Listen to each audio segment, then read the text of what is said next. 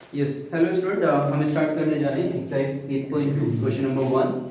आपको क्वेश्चन यहाँ पे मैंने इसको डायग्राम आपको ऑलरेडी बना दिया है क्योंकि हमारा टाइम ज़्यादा वेस्ट ना हो इस वजह से। इसमें क्वेश्चन में आपको सब कुछ दे रखा है। उसने कहा A B C D is a quadrilateral.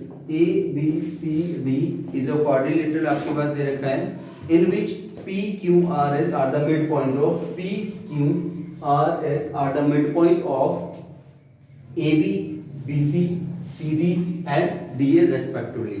ठीक है, उसने कहा AC is a diagonal. AC diagonal है, ये हमने बना लिया। AC उसने बोला ये डायगोनल, फाइन, ये आपको दे रखा है AC इज अ डायगोनल।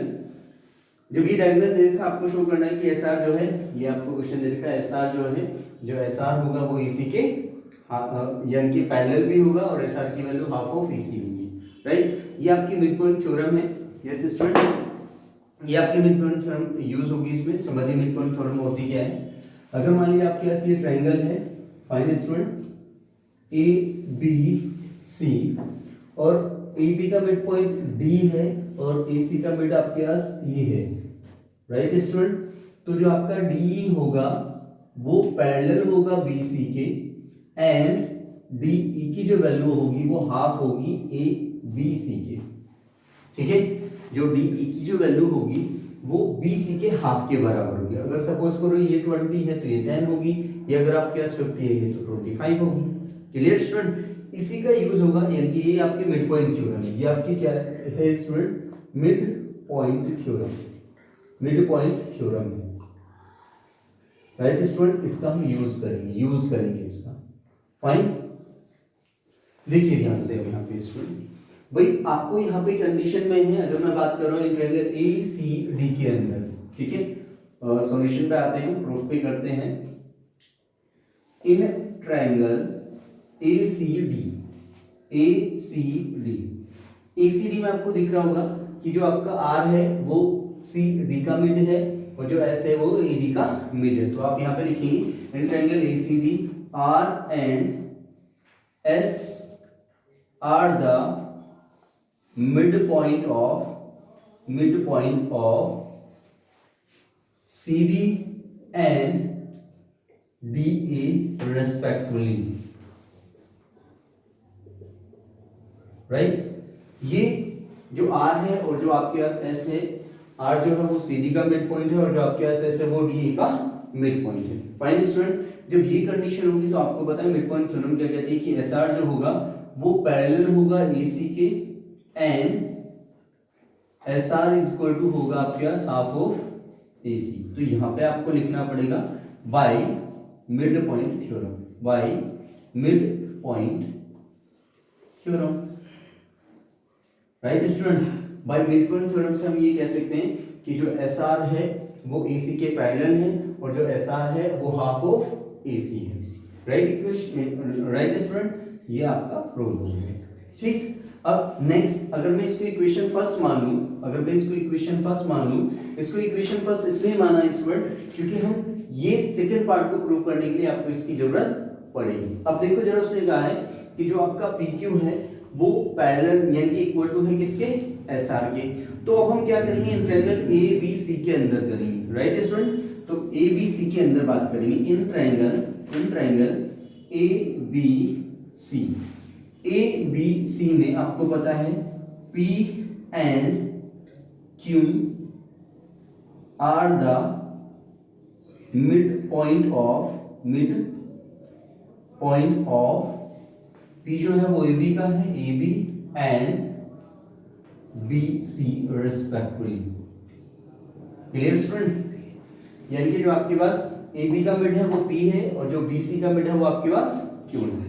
और ये अगर कंडीशन आपके पास आती है स्टूडेंट तो हम इसको कह सकते हैं कि जो आपके पास PQ होगा वो पैरेलल होगा AC के एंड PQ जो होगा वो इक्वल टू होगा हाफ ऑफ AC के, ठीक है। By mid point theorem, right student. By mid point theorem से हम ये बोल सकते हैं जो PQ है वो पैरेलल होगा AC के और जो PQ होगा वो AC के हाफ के बराबर होगा। ये आपके पास कंडीशन बन जाती है स्टूडेंट, फाइन। अब हम क्या करेंगे, इसका यूज करेंगे और इसका यूज करेंगे। देखिए स्टूडेंट, भाई एस आर पैरेलल है एसी के और यहाँ पे पी क्यू पैरेलल है एसी के, यानी कि एसी एसी दोनों के पैरेलल है, यानी कि एसी एस आर के भी पैरेलल है, एसी पी क्यू के भी पैरेलल है।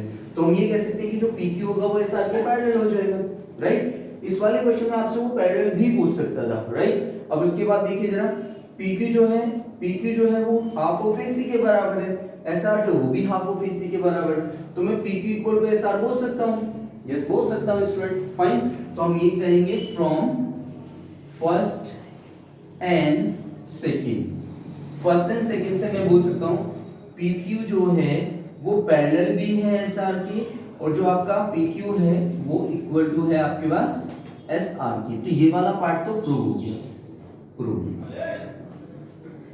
ये हमें प्रूव करना था। Clear student. अब आपको ये चीज पता होनी चाहिए स्टूडेंट कि जब किसी भी क्वाड्रिलेटरल के अंदर अपोजिट साइडें पैरेलल भी हो और इक्वल भी हो तो हम उसको पैरेललोग्राम बोल सकते हैं, ठीक है। तो जब हम थर्ड पार्ट करेंगे, ये आपका सेकंड पार्ट था, ये आपका कौन सा था स्टूडेंट, सेकंड पार्ट। अब हम थर्ड पार्ट के लिए बात करेंगे। जब हम थर्ड पार्ट की बात करेंगे, उसने बोला है PQRS इज अ पैरेललोग्राम।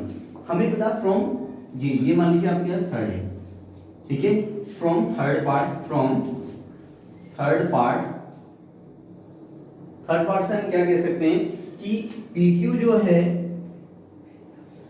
वो पैरेलल है, देखो PQ जो है वो पैरेलल है किसके स्टूडेंट, SR के, और जो PQ है वो इक्वल टू भी है आपके पास SR के, राइट। जब वो पैरेलल भी है और इक्वल भी है, so we can say that so PQRS यानी कि PQRS इज अ पैरेललोग्राम। ये क्या हो जाएगा आपके पास, पैरेललोग्राम हो जाएगा। ये हमें स्टूडेंट प्रूव भी करना है, ये हमारा प्रूव हो गया। Clear student. ये क्वेश्चन था बहुत आसान सा क्वेश्चन था और इसमें आपकी केवल मिड पॉइंट थ्योरम लगती है स्टूडेंट। क्लियर हो। तो आप सबसे रिक्वेस्ट है कि आप सब ज्यादा से ज्यादा इसको बिल्कुल मतलब धीमे धीमे आप देखेंगे, पॉज करके देखेंगे। अगर कोई प्रॉब्लम है, ठीक है, तो उसको आप नोटेड करने के लिए आप उसको पॉज कर लीजिए, रोक लीजिए और फिर आप उसको नोट कर लीजिए। फाइन स्टूडेंट, आपसे रिक्वेस्ट है कि आप सभी हमारे चैनल को सब्सक्राइब करें, लाइक करें और शेयर करें। Thank you everyone.